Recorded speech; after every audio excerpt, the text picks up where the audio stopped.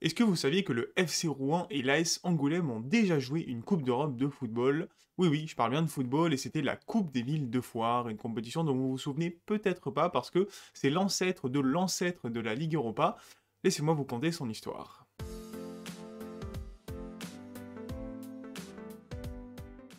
On est en 1954, le football se professionnalise en Europe et il y a le besoin de créer une compétition européenne interclub, parce qu'il y a pas mal de trophées qui existent sur invitation à l'époque, mais pas une compétition unique qui lie les membres de l'UEFA.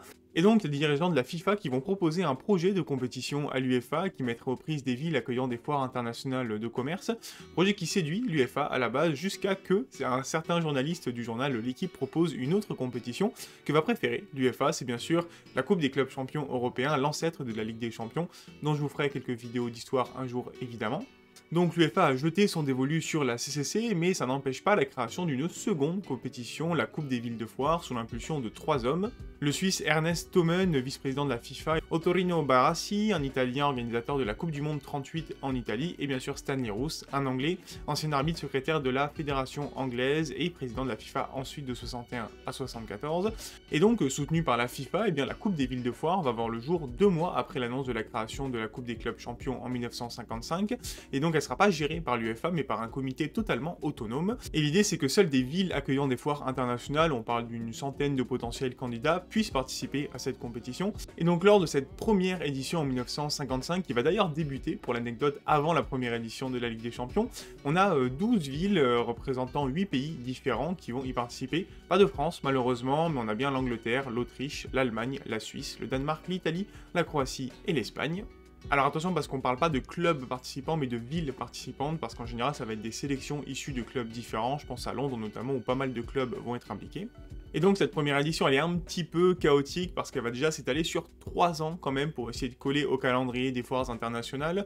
Les 12 équipes participantes vont être réparties en 4 poules de 3 équipes, sauf qu'il y a 2 poules, la A et la C, où il y aura un forfait, ça va être Cologne et Vienne. Le premier de chaque poule est qualifié. Les 4 demi-finalistes ils se retrouvent en 1957, soit 2 ans après le début de la compétition, et à ce petit jeu, eh bien c'est la sélection londonienne qui va se qualifier en finale pour affronter le FC Barcelone. Enfin, petit lapsus, c'est la ville de Barcelone, mais en fait c'est une finale pleine de contrastes parce que côté espagnol, on a que des joueurs du FC Barcelone, sauf un de la Real Sociedad, alors que côté londonien, eh bien on a pas mal de clubs qui sont représentés. Et au final, c'est la ville de Barcelone qui va s'imposer après un nul 2 partout à Stamford Bridge. Eh bien ils éclatent 6-0 la sélection londonienne au Camp Nou et remportent la première édition de la Coupe des villes de foire, 3 ans après ses débuts.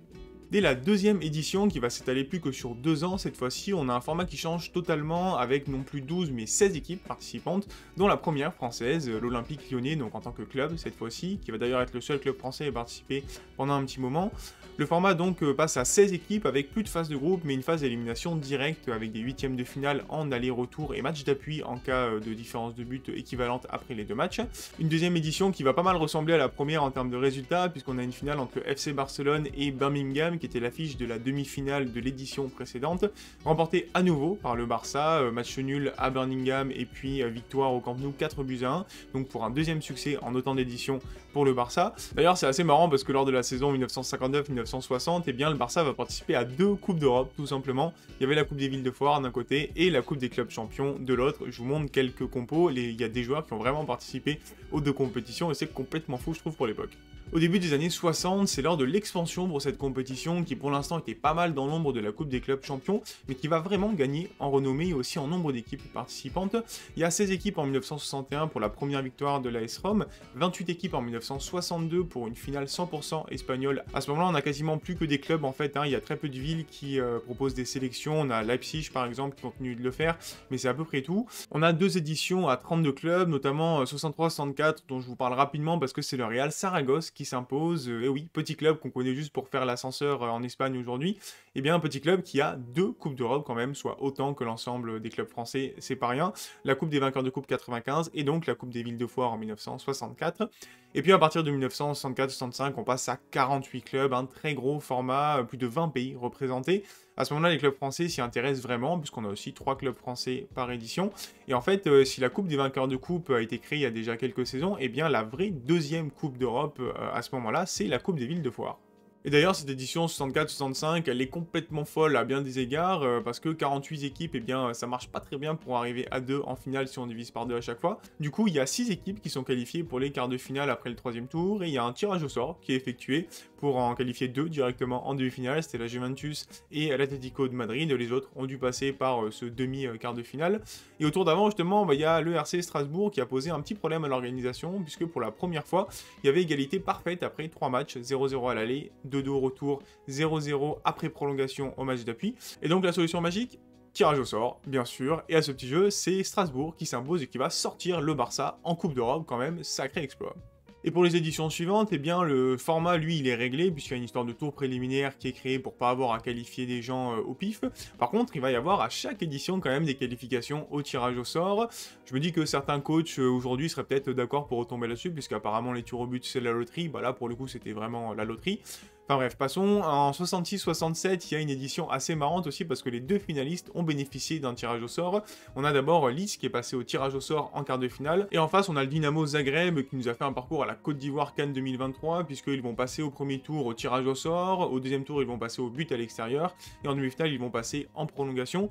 Du coup, forcément, c'est le Dynamo Zagreb qui va s'imposer. Il ne pouvait rien leur arriver. Et c'est à partir de la saison 69 que la Coupe des Villes de Fort atteint son sommet puisqu'on est maintenant sur 64 équipes participantes. 2 ans plus tard, on arrête enfin avec cette dinguerie de tirage au sort, puisque les tirs au but ont été créés 1 an plus tôt, donc ils sont introduits dans la compétition. Et c'est à partir de ces saisons-là que je dois vous parler de 2 clubs français qui ont eu des parcours européens qu'on n'aurait jamais imaginés. D'abord le FC Rouen, qui connaît son seul parcours européen lors de la saison 69-70. Alors il y en aura peut-être un second l'année prochaine, parce qu'ils sont en train de sortir tous les clubs de Ligue 1 en Coupe de France cette saison. Mais en tout cas, en 69-70, ils sortent d'une 4e place en championnat de France, et donc ils se qualifient pour la Coupe des Villes de Foire. Et ils vont faire un superbe parcours en fait, en éliminant d'abord le FC Twente, puis Charleroi, et aller jouer en 8e de finale face à Arsenal quand même, le futur vainqueur de la compétition qui va sortir avec difficulté, Rouen. Et donc on a eu un FC Rouen-Arsenal en Coupe d'Europe, je trouve ça complètement fou. Et d'ailleurs c'était la confrontation la plus difficile pour les Gunners, donc vainqueurs de cette saison-là.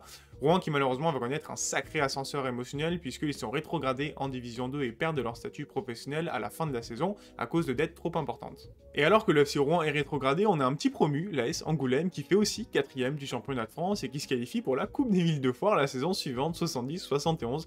Oui, l'AS Angoulême a fait un parcours en Coupe d'Europe, très court pour le coup cette fois-ci, puisqu'ils ont été éliminés dès le premier tour face à Victoria Guimaraes.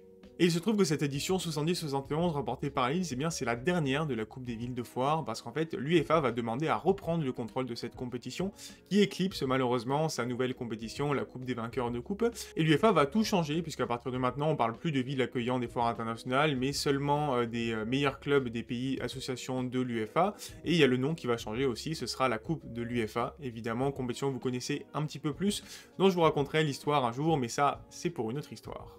Voilà, j'en ai fini avec ce que je voulais vous raconter sur la Coupe des Villes de Foire, une compétition chère à mon cœur parce qu'elle a pas mal de scénarios exceptionnels à nous raconter. Quelques petits trucs en conclusion que je peux vous dire, c'est le palmarès bien sûr qui est dominé par le FC Barcelone avec 3 succès, devant Valence et Leeds 2 succès, et ensuite l'AS Rome, Ferencváros, Dynamo Zagreb, Newcastle, Arsenal et Real Saragosse. Sur 13 éditions, on en a pris de la moitié qui sont remportées par l'Espagne, 6, 4 par des clubs anglais, puis 1 pour l'Italie, la Hongrie et la Croatie. Je vous montre le trophée aussi que je trouve particulièrement stylé et dont la version originale est possédée par un club. Et oui, parce que l'UEFA, pour pallier au changement de compétition pour passer à la Coupe de l'UEFA, va organiser un match en septembre 1971 entre le premier vainqueur de la compétition, le Barça, et le dernier vainqueur de la compétition, Leeds. Et à ce petit jeu, eh bien au Camp Nou, c'est le Barça qui va s'imposer et récupérer le trophée que venait de remporter Leeds 2 mois plus tôt en juin 1971. Donc aujourd'hui, le trophée unique de la Coupe des Villes de Foire, il est à Barcelone.